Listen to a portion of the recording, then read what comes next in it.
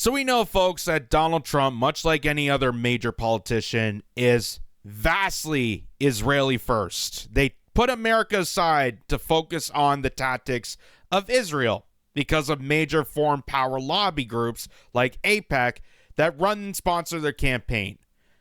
And this has become vividly post October 7th. We know about this for a while, but it has just become so obvious to people that have now awakened to the fact that after stating that October 7th and how devastating it is, it has become a visual. It has become so openly visual to people for them to understand that their politicians, including Donald Trump, who claims to make America great again, now make America healthy again, is more and more focused on putting Israel on place first. And this is an example of it in a recent rally here, while he has Sheldon Adelson's wife, is the widow, Miriam Adelson, next to his side here. So Khalees points out, wow, just wow, Trump, if you hate Israel, we don't want you in our country. I will arrest and deport all Hamas and jihad supporters. You think I'm kidding? But listen to this. I'm president. We will deport the foreign jihad sympathizers, and we will deport them very quickly, and Hamas supporters will be gone. So not silence them, not even sending the DOJ to just crack the heads.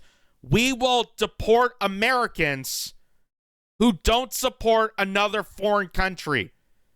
If you're an American that wants to help Americans by ending these ridiculous wars and focus on, I don't know, the economy, groceries, the cost of electricity, the cost of gasoline, helping hurricane victims. If you're not supportive of evil foreign regime change wars, you will be deported.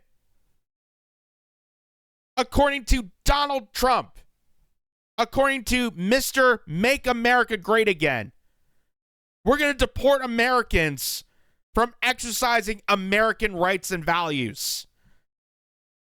This is a firsthand violation of the freedom of speech. Firsthand violation of the First Amendment. Because regardless of how you feel about certain protests and what they're protesting for, the fact that you have politicians demanding the deportation of people exercising that fundamental right should be alarming to you. And especially coming from Donald Trump, of all people. We know what's going to happen with Kamala Harris. We know what happens with Joe Biden. We know what happens with George W. Bush and Dick Cheney and Barack Obama and all of them. We know it's very common for the mainstream politicians, but even for Donald Trump, this is where I have to burst the bubble of the Make America Great Again crowd, the MAGA hat people. I'm sorry that your savior isn't exactly a savior. Because while Joe Biden and Kamala Harris are using big tech companies to censor people and send the FBI to people's homes to arrest them for misinformation, your supposed savior wants to deport people. Wants to crack the heads of college students and then deport them out of the country for being jihad supporters. My God, are we that blind? Are we that stupid? Do we have amnesia? Do we not understand the last 20 goddamn years? Do we not understand what really happened on 9/11? If you still believe the official story, you're a fucking knucklehead. I'm just going to say that. You're a goddamn knucklehead. If you're in 2024 and you still believe the same goddamn bullshit I heard as a kid, and considering the fact that Donald Trump used to mock the Bushes when he was on the debate stage with Jeb Bush, he derailed him. He derailed him by saying your brother is the co-founder of the war on terror. He is the one that's caused this mayhem and chaos. We're the ones, making $1 trillion sacrifices into these regime change wars that your brother was doing. You're the ones that's divisive. You guys are the ones that are propagandizing people. Now all of a sudden it's just complete full circle. Now we're talking about jihadists and, oh my God, the Muslim Americans that live among us. There's a terrorist in every corner. Be afraid, be afraid, be afraid. Hear that? Let's hear that again. Let's play this as full. I'm president. We will deport the foreign jihad sympathizers, and we will deport them very quickly, and Hamas supporters will be... By the way, there's no bigger sympathizer than the America that funds these terrorist groups. There's no bigger sympathizer than Hillary Clinton that confessed in 2010 that American politicians, the deep state, CIA operatives, pay for terrorist groups to operate in the Middle East. We wouldn't even have Al-Qaeda and ISIS and Hamas and all these other, we know them by name, but we don't know where they came from. You know why? Because they came from people inside the government. It came inside the United States. You know why? Because the United States is the biggest terrorist organization. The military-industrial complex is the biggest known terrorist organization on planet Earth. It's so massive that it outsources its terrorist jobs to people in other countries. That's why you have all this. That's why you have all this. So no one's a bigger terrorist sympathizer or jihadist sympathizer or any of that than people within your own government. Not college kids, not people on the street holding up Palestinian flags, not people with poster paper, not people that want peace, but people within the establishment and government. And I would have thought that Donald Trump, out of all people, Donald Trump should know better about this. But he's paying by Miriam Adelson, who is the widow of the most bloodthirsty couple in Washington that wants to advance warfare. Like, it's exactly how Donald Trump operates. He's an entertainer. He panders to whoever's audience is, whoever's going to fork in the most money. And in this case, it's the Adelsons. So he's determined to deport people who are jihadist sympathizers. But there's more to this. Be gone. If you hate America, if you want to eliminate Israel, then we don't want you in our country. We really don't want you in our country. I will ban refugee settlements from terror-infested areas like the Gaza Strip, and we will arrest the pro-Hamas thugs who vandalize federal property and make really life very, very difficult in this country for a lot of people. And we will make life very difficult for people in this country. For a foreign nation. But he's making it sound like Israel is now the 51st state. Just like how the Democrats think that Ukraine is the 51st state. Imagine all these different states are now coming about. They want to pretend that, Ukraine is the 51st state, Israel's the 52nd. What's 53rd? Taiwan? We're just going to invest more into the United States outbreaching into other territories. Go overseas. And it'll just become America. Which America isn't even America anymore. It's a globalist hellhole. Because as the movie network pointed out, we don't have countries anymore. We have huge monopolies and the international slush fund of dollars transferring. That's all you have now. You don't have countries. You don't have presidents. You don't have politicians. You don't have prime ministers that actually lead their country. You just have bunch of hedge fund billionaires who dominate over the globe. That's what you have right now. And that is why Donald Trump is spewing out this garbage. Because he's brought to you by the most heinous, evil couple in Washington, who's now a widow. So he wants to not only deport jihadist sympathizers, as we stated, that, you know, the government is the biggest well-known supporter of jihadist terrorism because they manufacture it. But he's also going after people that are critical of Jews. And by Jews, they don't mean actual Judaism, which I support. I love the Jewish people. He means Zionism. And Zionism is conflated with Judaism purposely as an anti-Semitic trope to try to dismiss their horrible war crimes, the horrible commitments against people, against Semites overseas.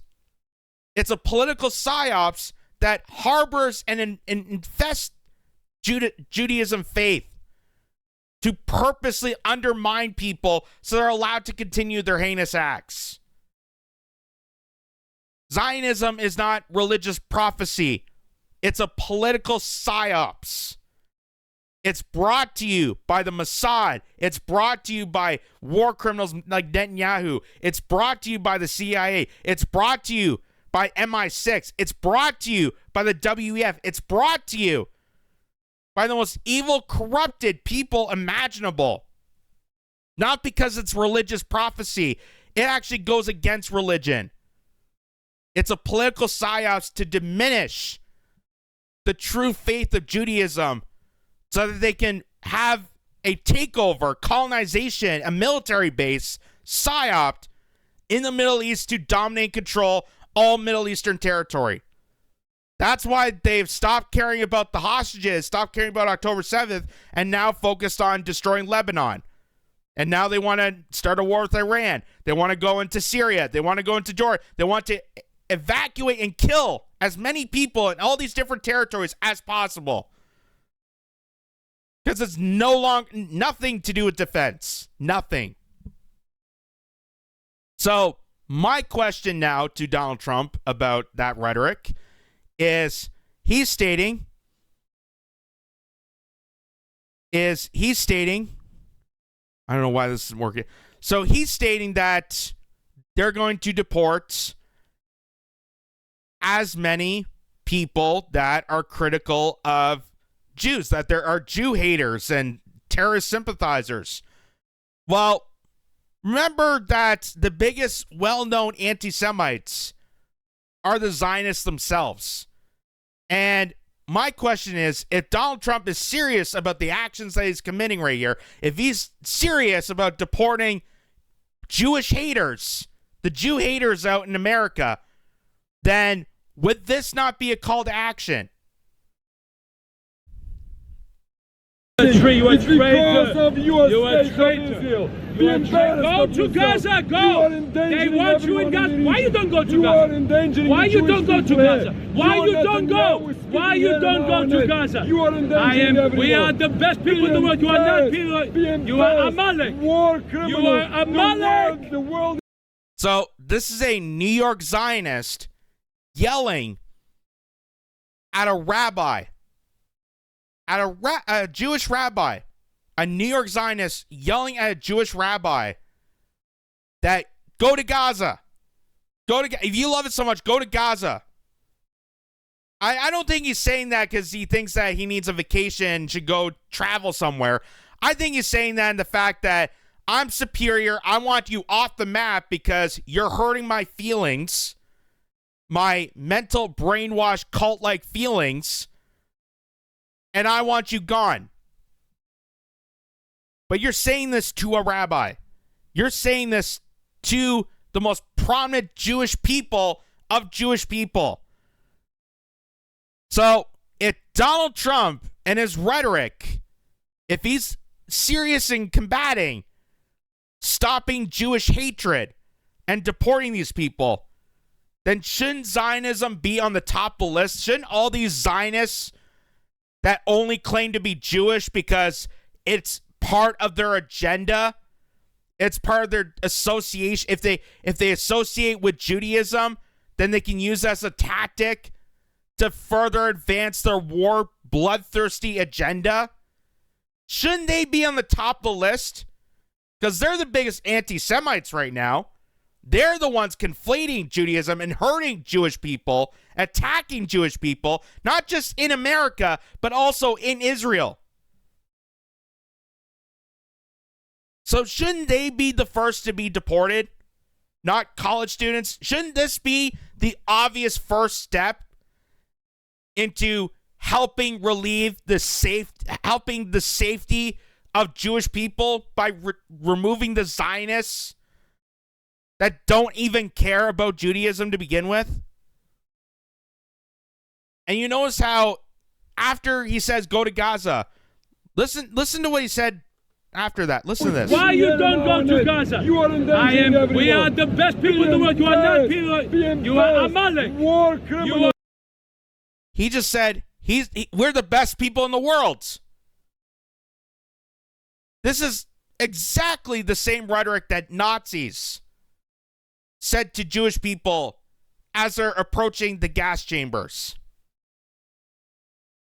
So, to all the people out there that are screaming about the Holocaust, that we need Israel because of all the horrific stuff that happened with World War II and Adolf Hitler and the Third Reich and all the Nazis that took over Europe, we need the safe haven of Israel for Jewish people, which isn't even safe for Jewish people. Jewish people are more safer in Iran than Israel right now because of all this. But if you're determined to use that rhetoric, to borrow that rhetoric to excuse all this, does that not conflate with the entirety of every single defense motive you used to defend Israel for defending people? How you're going to Lebanon to defend the Israeli people? Doesn't that go against all the rhetoric? Because now you're stating that you are supremacist. You're a supremacist. You're a Zionist supremacist, which is the whole point of this psyop. The whole exact point. They become the Nazis. They have become the people that they hated at the start. They have become their worst enemy. And you're attacking Jewish people, real Hasidic Jewish people, the most Jewish people of Jewish people, a Jewish rabbi, attacking them because they're not going along with your political, motivated, bloodthirsty cults that you've been mind warped to for many years. Because they're sticking to their religious prophecy. Their actual religious prophecy, which Zionism is not. So, again, Donald Trump, should this asshole be deported, arrested? Why isn't the DOJ tracking down this? But you're gonna go after college kids. You're gonna go after the Jewish rabbi. You're not gonna go after this guy who's deliberately walking up to peaceful protesters and screaming at their face and saying, I'm better than you. You're not going to go after him, but you're going to go after a rabbi. Because they don't fall into line with this political psyop agenda, this globalist war terror psyop agenda of Zionism. This evil cult that they have cultivated. Or how about this? How about the fact that Donald Trump, just prior to all this, not too long ago, made an ultimatum with Jewish voters in America. He literally made an ultimatum that you have to support me or maybe something will happen to you. You think I'm kidding? Listen to this. For Trump, if we don't have Jewish people voting for Republicans, including people in the House and including people in the Senate, you're not going to have Israel for very long. I'm telling you, you're not going to have it for very long. The other thing is this. So he's stating that, hey, if you don't vote for me and get Republicans in the House and Republicans in the Senate, chances are you may not have Israel for very long. You're not going to have this. It's not going to be safe for Jews anymore if you don't have me in office. You're now blackmailing a person's religion, using a person's religion to blackmail them to gain votes. Does that not, to me, that sounds like hatred of Jews, because you're just abusing them, of their religion, of their practices, to garner more votes. Do you even care about any of this? No. Really not. But you're using this as a political opportunity. So under your rhetoric, I guess the Zionists from New York should be deported. And you? Because you're giving the ultimatum by saying, hey, if you don't vote for me, it's going to be a shame what happens to Jewish voters. It's going to be a shame what happens to Israel. It's going to be a shame what happens. I hate for little Johnny to wake up with a horse head in his bed. Like, this is serious Godfather Mafia shit happening right now. And Donald Trump's just openly stating that. Hey, you got to get more Republicans in office. You got to get more of my people in there. Or, it's going to be a shame what happens to Israel. It's going to be a shame what happens to you. Coming later on. And he's doing this to blackmail them and shame them using their religious practices to gain more votes. You have many people that are Jewish people in this country that hate Israel. Somebody's got to teach these people that Israel is a good thing, not a bad thing. You have people at the New York.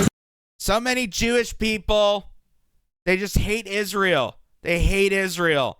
So we got to go and teach them a lesson.